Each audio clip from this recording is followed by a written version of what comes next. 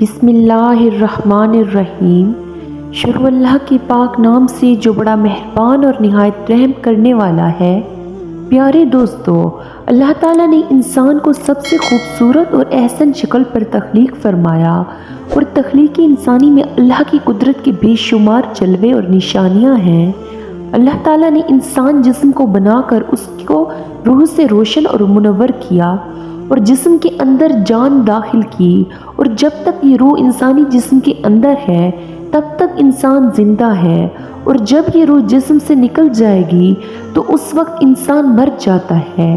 ایسا اس وقت ہوتا ہے جب انسان کی عمر ختم ہو جاتی ہے، لیکن کیا آپ جانتے ہیں کہ ہر انسان ایک ایسی بھی زندگی جیتا ہے جس کے اندر وہ روز مرتا اور روز جیتا ہے۔ پیارے دوستو، آج کی اس ویڈیو میں ہم آپ کو زندگی اور موت کے بارے میں بتائیں گے، کس طرح انسان روز مرتا اور زندہ رہتا ہے۔ اور کیا آپ جانتے ہیں کہ جب انسان سو جاتا ہے تو اس کی روح کہاں چلی جاتی ہے، اور انسان خواب کے اندر جو کچھ دیکھتا ہے کیا وہ سچ ہوتا ہے یا جھوٹ، اور نیک لوگوں کی روحیں سونے کے بعد زیادہ تر کہاں سفر کرتی ہیں، اور برے لوگوں کی روحیں سونے کے بعد کہاں سفر کرتی ہیں۔ پیارے دوستو، ان تمام تر سوالوں کے جوابات قرآن و حدیث کی روشنی میں آج ہم آپ کو بتائیں گے۔ پیارے دوستو، روح کی تخلیق اللہ کے حکم سے ہوئی، اور روح امر ربی ہے۔ جس طرح دنیا میں انسانی جسم کا لباس کپڑے ہیں، اسی طرح اللہ نے روح کا لباس انسانی جسم کو بنایا ہے۔ اسی وجہ سے جب جسم سے روح نکل جاتی ہے تو جسم بیکار ہو جاتا ہے۔ پیارے دوستو، روح دو طرح کی ہوتی ہے، ایک نیک روح جو نیک عمل کرتی ہے، اور دوسری بدکار اور گناہ گار ہو جو کہ برے عمل کرتی ہے۔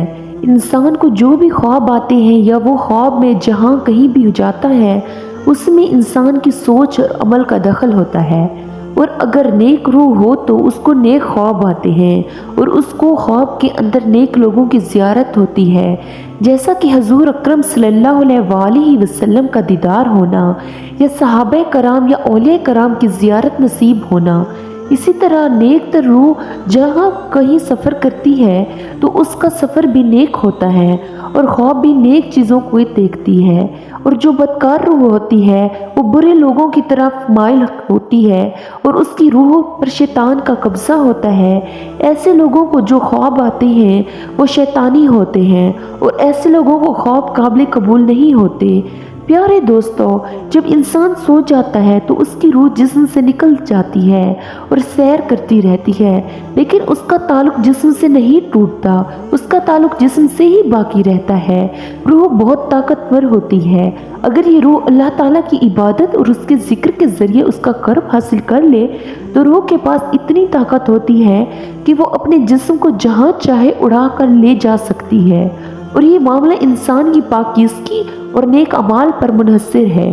روایات میں آتا ہے کہ ایک مرتبہ حضرت علی رضی اللہ تعالیٰ عنہ جمعہ کی تیاری فرما رہے تھے۔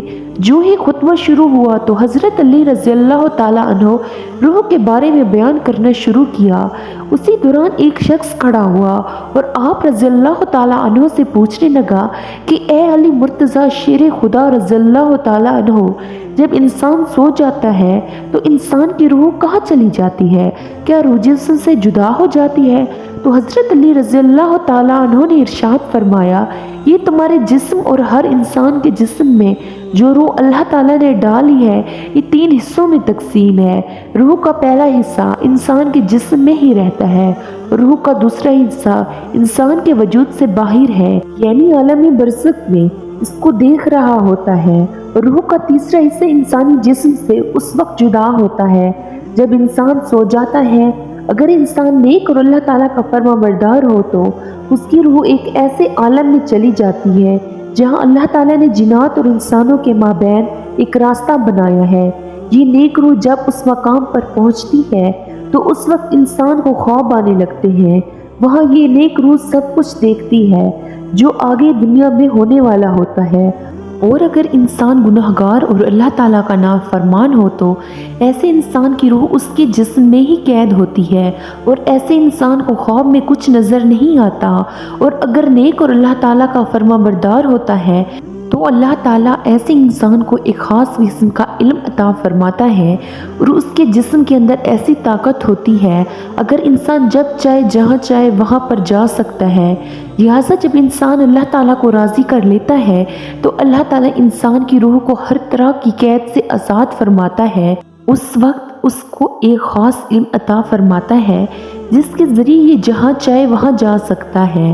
پیارے دوستو، حقیقت یہ ہے کہ خوابوں کا اور روح کا تعلق انسان کے اعمال کے ساتھ ہے۔ اگر انسان کی سوچ اچھی ہو تو اس کو خواب اچھے آتے ہیں، اور اگر انسان کی سوچ بری ہو تو اس کے برے خواب آتے ہیں۔ آخر میں اللہ تعالیٰ سے دعا ہے کہ اللہ تعالیٰ ہمیں نیک اعمال کرنے کی توفیق عطا فرمائے اور حضور کریم صلی اللہ علیہ وآلہ وسلم کے بتائے ہوئے راستے پر چلنے کی توفیق عطا فرمائے۔ آمین ثم آمین۔